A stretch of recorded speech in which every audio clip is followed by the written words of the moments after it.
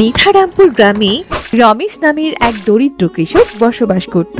তার ছিল 3 মেয়ে, বড় মেয়ে উমা, মেজো মেয়ে আশা আর ছোট মেয়ে ছিল সীমা। রমেশের সংসারে অভাব অনটন থাকলেও বেশ ভালোভাবে দিন কাটত তাদের 3 মেয়ের গুণের জন্য। একদিন সকালে উমা তার 2 বোনকে বলে, আশা শোন, তুই যা গিয়ে ঘর দোর ঝাড়ু দে আর বাহিরের উঠোনটা ঝাড়ু দে, আর আমি কি রান্না করতে বসলাম। আমি কিছু করবো না দিদি। আচ্ছা, তুই বরং কলপারে গিয়ে রাতে থালা বাসনগুলো ধুয়ে ফেল। কিন্তু দিদি, আমার রান্না করতে খুব মন চাচ্ছে, আমি রান্নাটা করি না। আমি তো সবই পারি, শুধু রান্নাতেই একটু কাঁচা। তখনই আশা বলে উঠল, না থাক থাক, তুই রান্না করতে যাবি না, তুই বরং গিয়ে থালা বাসনগুলো মেজে দে। তুই রান্না করলে রান্না ভালো হবে না। আহ থাম না আশা, ও রান্না করতে চাচ্ছে যখন করুক না, আমি না হয় একটু ওকে সাহায্যই করব। ও রান্না না করলে শিখবে কি করে? আচ্ছা ঠিক আছে, তোমাদের যা ভালো মনে হয় তাই করো কি। হ্যাঁ, এখন চল তো, অনেক বেলা হয়ে গেল, কাজে লেগে পড় এখন। এই বলে 3 বোন চলে গেল যে যার কাজ করতে।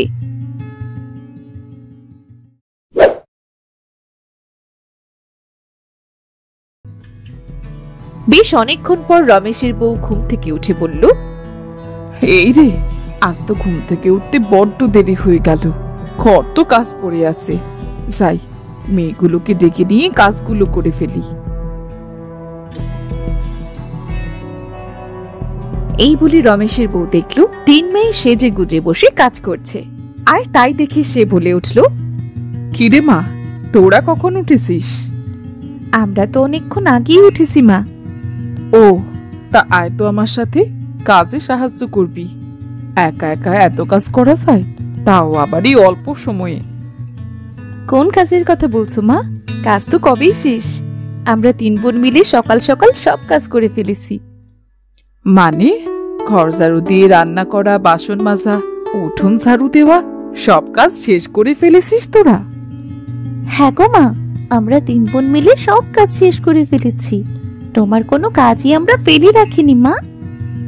বাহ, বেশ ভালো কাজ করেছিস তোরা। তাহলে এখন আমি কি করব? তুমি আবার কি করবে? তুমি বরং বাবাকে ঘুম থেকে উঠিয়ে খেতে দাও। আচ্ছা ঠিক আছে, আমি বরং তাই করি গে, তোর বাবাকে ডেকে নিয়ে আসি। রমেশের বউ রমেশকে ডাকতে গেল।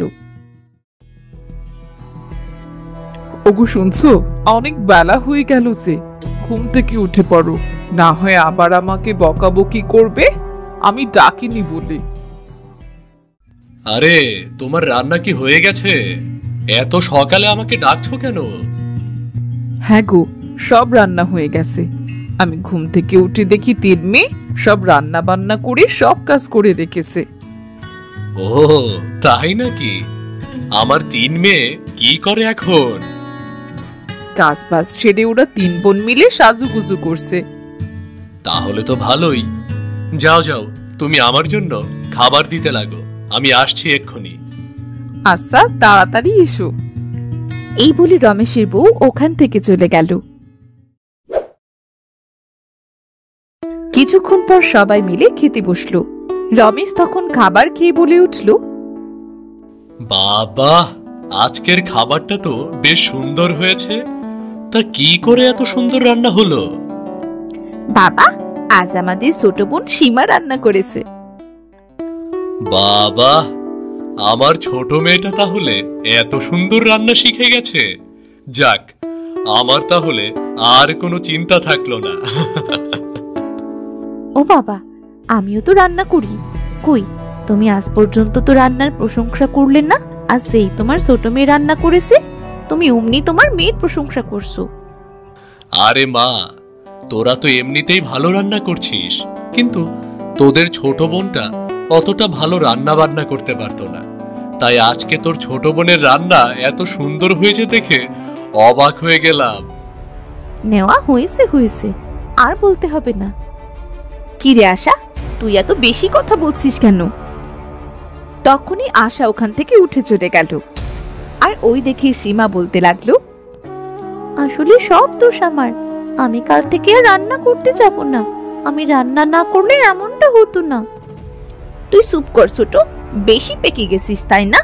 এত পাকামি ভালো না। তোকে কেউ কিছু বলেছে নাকি? তুই চুপচাপ থাক না, না হলে কিন্তু আমার হাতে কানমলা খাবি।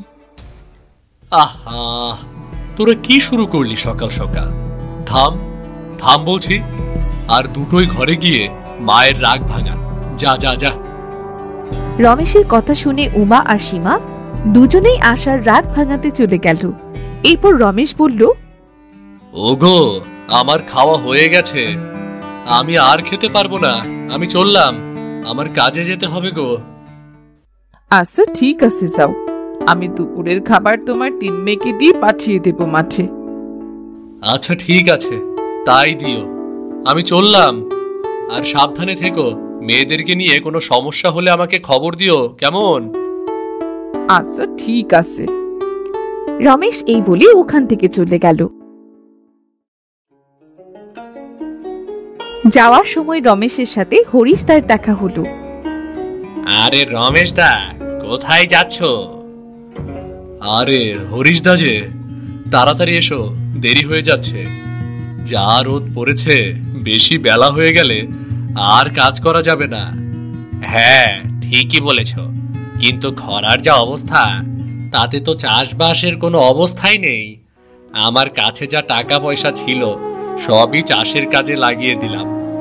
এবার যদি ফসল ভালো না হয় তাহলে তো একেবারে পথে বসে যাব। তুমি কাকে কি বলছো দাদা?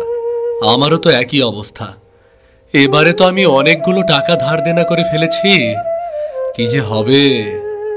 এবার অনেক পরিশ্রম করতে হবে, যেভাবেই হোক ফসল ভালো ফলাতেই হবে, না হলে যে সামনে মহা বিপদ। হ্যাঁ, কি করব কিছুই বুঝতে পারছি না। ঘরে 3-3টে মেয়ে বড় হচ্ছে, তাদের বিয়ে শাদী দিতে হবে, অনেক টাকা পয়সার ব্যাপার, কি যে করি। সে কথা তুমি কাকে বলছো দাদা? আমারও তো ঘরে 2টো মেয়ে। ছোটটার চিন্তা না হয় এখন বাদ দিলাম, বড় মেয়েটাকে তো বিয়ে দিতে হবে। এমনিতে আমাদের এলাকার লোকজন কেমন তুমি তো সবই জানো। মেয়েরা শেয়ানা হলে বিয়ে না দিলে অনেক জ্বালা, বুঝলে? হ্যাঁ ভাই, চলো চলো, মন দিয়ে কাজ করলে একটা না একটা ব্যবস্থা উপরওয়ালা ঠিকই করে দেবে। চলো চলো। এই বলে রমেশ তার কাজে চলে গেল।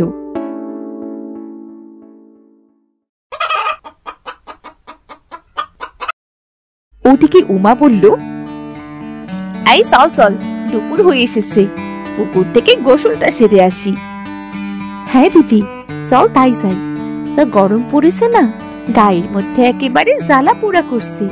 গোসল করলে একটু শান্তি পাবো। দিদি, আমাকে কিন্তু তোরা সাঁতার শেখাতে চেয়েছিলি, আজকে কিন্তু তোরা আমাকে সাঁতার শেখাবি। ধুর বোকা, একদিনে কি আর সাঁতার শেখা যায়? সাঁতার শিখতে অনেক সময় লাগে। আচ্ছা ঠিক আছে দিদি, আমাকে প্রতিদিন অল্প অল্প করে শিখিয়ে দিও। আস্তে আস্তে ঠিক আছে, চল তো, এখন অনেক বেলা হয়ে গেল। এই বলে তারা 3 বোন পুকুরে গোসল করতে যেতে লাগলো।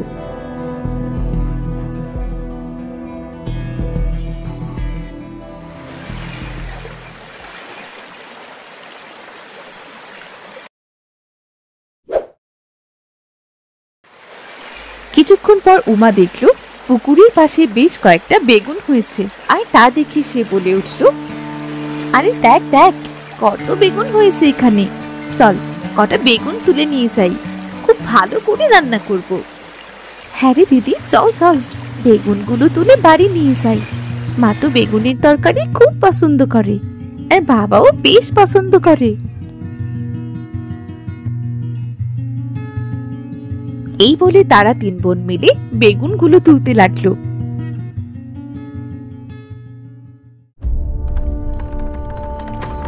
ওদিকে জমিদার মশাই কানাইকে বলল, আরে কানাই, আমি যে একটা জ্বালায় পড়ে গেলাম রে। কেন বাবু, কি হয়েছে? আরে কাল তো শহর থেকে আমার কাকা আসবে। বলেন কি, কালকে আপনার কাকা আসবে? তাহলে তো সারা গ্রামের মানুষের হাতে রান্না খেতে চাইবে আপনার কাকা। এখন কি করা যায়? আচ্ছা শোন শোন, কাকাকে নিয়ে পাড়ায় পাড়ায় ঘুরে সব বাড়ির রান্না কাকাকে খাওয়াতে গেলে অনেক সময় লাগবে। তার থেকে এক কাজ কর, গ্রামের সবাইকে বলে দে কালকে রান্নার প্রতিযোগিতা হবে। যে যার যার মতো রান্না করে জমিদার বাড়িতে নিয়ে আসবে, আর যে প্রতিযোগিতায় জিতবে সে পাবে নগদ 20,000 টাকা। বলেন কি বাবু? 5 নয় 10 নয়, একেবারে 20,000 টাকা? ওরে বাবা, এত খরচ করার কি দরকার বাবু? 5-10 হাজার টাকা দিয়ে দিলেই তো কাজ হয়ে যাইব। আরে না না, টাকাটা অত ব্যাপার না। বড় ব্যাপার হলো গ্রামে গ্রামে যাতে না ঘোরা লাগে। যত টাকা বেশি হবে তত লোক আসবে, বুঝলি? আচ্ছা বাবু, আমি তাইলে কাল সকাল থেকে গ্রামে একটা ভ্যান নিয়ে মাইকিং করে বেড়ামু। আচ্ছা আচ্ছা ঠিক আছে, তুই এখনই যা, তাড়াতাড়ি গিয়ে কাজে লেগে পড়। আচ্ছা ঠিক আছে জমিদার বাবু, আমি এক্ষুনি যাইতাছি। এই বলে কানাইদা ওখান থেকে চলে গেল। কিছুক্ষণ পর কানাইদা ভ্যান নিয়ে মাইকিং করতে করতে বলল, শোনো শোনো সবাই শোনো, গ্রামবাসীরা সকলে শোনো, কালকে জমিদার বাড়িতে এক বিশাল রান্নার প্রতিযোগিতার আয়োজন করা হয়েছে। যে এই রান্নায় জয়ী হবে তাকে দেওয়া হবে নগদ 20,000 টাকা পুরস্কার। যারা যারা প্রতিযোগিতায় অংশগ্রহণ করতে চান তারা সকলেই নিজেদের রান্না নিয়ে জমিদার বাড়িতে পৌঁছে যাবেন 11টার মধ্যে। পরের দিন সকালে জমিদার বাবুর চাচা এলো।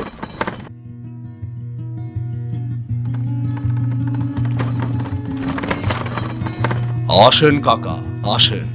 তা রাস্তায় আসতে কোনো সমস্যা হয়নি তো আপনার? চাচা? আরে না না, কিসের সমস্যা হবে? কোনো সমস্যা হয়নি। যাক, তা এখন চলেন একটু রেস্ট নিয়েন। আসেন আসেন। না না না, এখন আর রেস্ট নেব না। এখন গ্রামের সবার বাড়ি বাড়ি যেতে হবে। আমি যে সবার বাড়ির সবার রান্না খেয়ে আসবো। এই এক্ষুনি চল, চল এক্ষুনি। আরে না না কাকা, কোনো দরকার নেই। আপনার কোথাও যেতে হবে না। আপনি ঘরে গিয়ে বসুন, ঘরে বসে আরাম করুন। কি কি বলছিস তুই? তোর সাহস কত? তুই আমার মুখের ওপরে কথা বলছিস? আরে না না কাকা বাবু, আমি আপনার মুখের ওপর কেন কথা বলবো?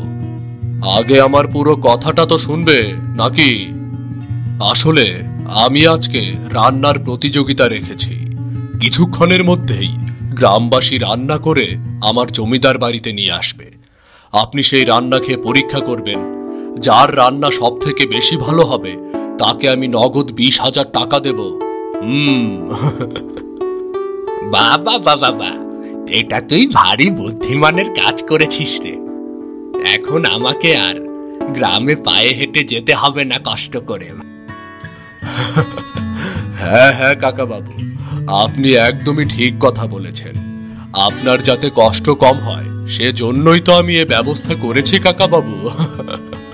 এখন চলুন, অনেক তো কথা হলো, ভেতরে গিয়ে বিশ্রাম করবেন। আপনি অনেকটা পথ এসেছেন, ক্লান্ত হয়ে গেছেন, আর গ্রামবাসীরা মনে হয় চলে এলো। হ্যাঁ হ্যাঁ, চলো চলো, অনেক ক্লান্ত লাগছে, চলো। এই বলে জমিদার বাবু আর জমিদার বাবুর কাকা দুজনেই বাড়ির ভেতর চলে গেল। কিছুক্ষণ পর গ্রামের সবাই এসে পৌঁছল। তখন জমিদার বাবু এসে বলল, কই কই সবাই এসো, এক এক করে সবাই এসো, তোমাদের রান্না নিয়ে এসো। এরপর সবাই এক এক করে গেল তাদের রান্না নিয়ে। সবার রান্না দেখে আশা বলে উঠল, তোমাদের কতবার করে বললাম আসার দরকার নেই। দেখ সবাই কত ভালো রান্না করে এনেছে, মাছ মাংস বিরিয়ানি পোলাও, এইসব দেখে আমাদের নিরামিষ রান্না কি কেউ খাবে নাকি? হ্যাঁ রে, ঘরে তো ভালো কিছু ছিল না, এর জন্য তো আমি আসতে চাইলাম না। ছোটর জেদের কারণেই আসতে হলো। এখন লোকের সামনে কি ছোট হতে হয়? আরে দিদি, এত কথা বলছিস কেন? দেখি না কি হয়, সে শহরের লোক, হয়তো আমাদেরকে পছন্দও করতে পারে, বলা তো আর চায় না। ঠিক তখনই জমিদার বাবুর চাচা বলে উঠল, না না, এই মাছ মাংস পোলাও বিরিয়ানি আমি তো প্রতিদিনই খাই, এই সব ছাই পাশ খেতে আর ভালো লাগছে না। তা কেউ কি কোনো সবজি বা নিরামিষ রান্না করে আনোনি নাকি? গ্রামের মানুষেরা এত ভালো মন্দ কবে থেকে খেতে শুরু করলো?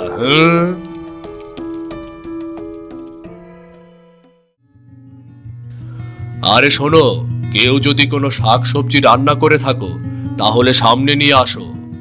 জমিদার বাবু এই কথা শুনে সীমাকে বলে উঠল, ওই দেখ, বলেছিলাম না দিদি, নিশ্চয়ই নিরামিষ রান্না চাইবে।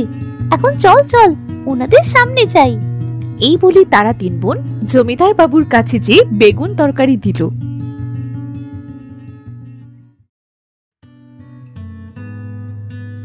এই নিন কাকা বাবু, এই বেগুনের তরকারিটা খেয়ে দেখো কেমন লাগে। তখনই জমিদার বাবু তার চাচাকে বলল, আরে এত সুন্দর রান্না, এই বেগুনের তরকারি রান্না খেয়ে তো আজকে আমার মায়ের কথা মনে পড়ে গেল। সত্যি খুব সুন্দর রান্না হয়েছে।